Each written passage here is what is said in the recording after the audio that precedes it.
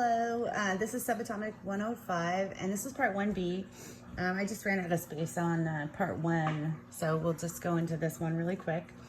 And kind of the main topic here, main point, is that as ionizations occur, a substance can achieve noble gas electron configuration.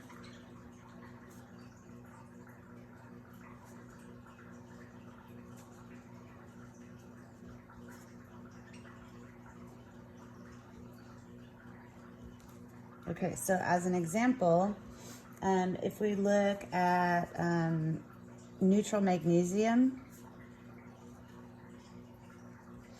our electron configuration will look like this: be 1s2, 2s2, 2p6, 3s2.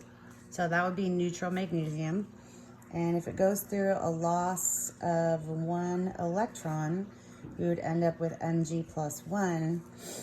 And our electron configuration would look like this: 1s2, 2s2, 2p6, and then this guy, I'm going to use blue here, or purple, pink.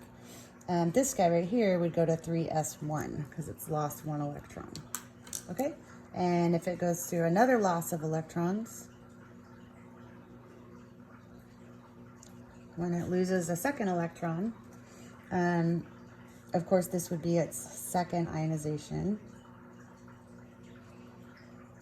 and this is the first ionization. We would end up with magnesium plus 2, and the electron configuration would be 1s2, 2s2, 2p6. Okay, so at this point, the magnesium, which is plus 2, is isoelectronic with neon. So we would call this a really stable situation. Each of these ionizations, of course, would have their own delta H. This would be delta H1, this would be delta H2, and if we went through another series, then it would be delta H3. Okay, so if we were going to go through another loss of electrons, we would end up with magnesium plus 3 with an electron configuration of 1s2, 2s2, 2p5. And you can see that it goes past the noble gas configuration. So, so our delta H, if we had it over here, would be delta H3. And if we were looking at like relative numbers here, we would see like maybe this would be 50 kilojoules. This is going to be slightly more at 150 kilojoules. And then our delta H3, what we would see would be a huge jump in the delta H for this. It could be like 2,800 kilojoules. So you can see it is increasing, but there's a big jump here. Okay, so what you want to remember is that when you see a large jump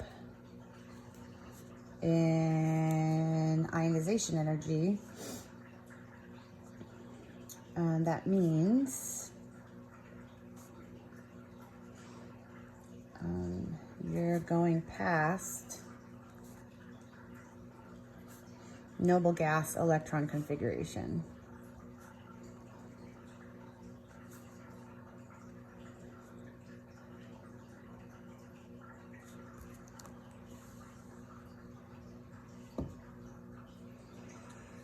Okay, so just as a quick example,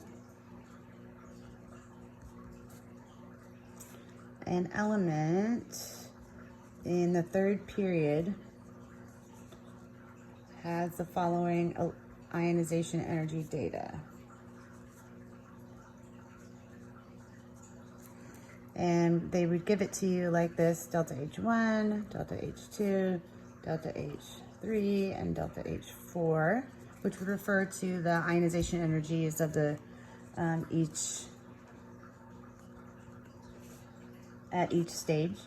And this is our data.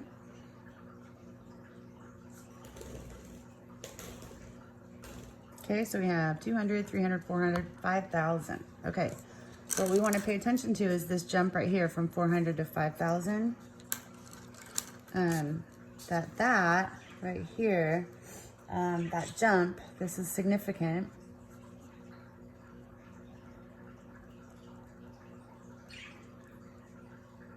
So that significant jump means that after the third ionization energy, that it was at the noble gas configuration. So it was stable here after the the third delta H.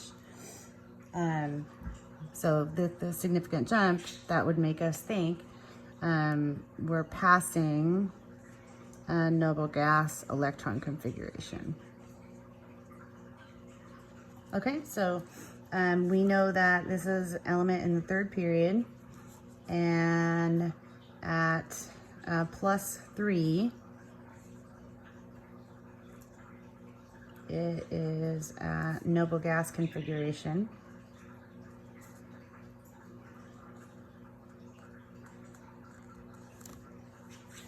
And so therefore our answer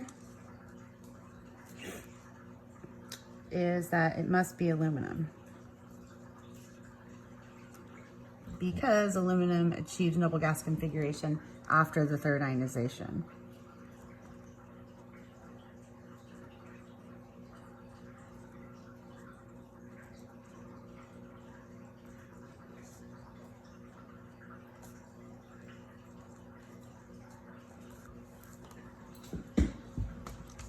When it is Al +3, it is isoelectronic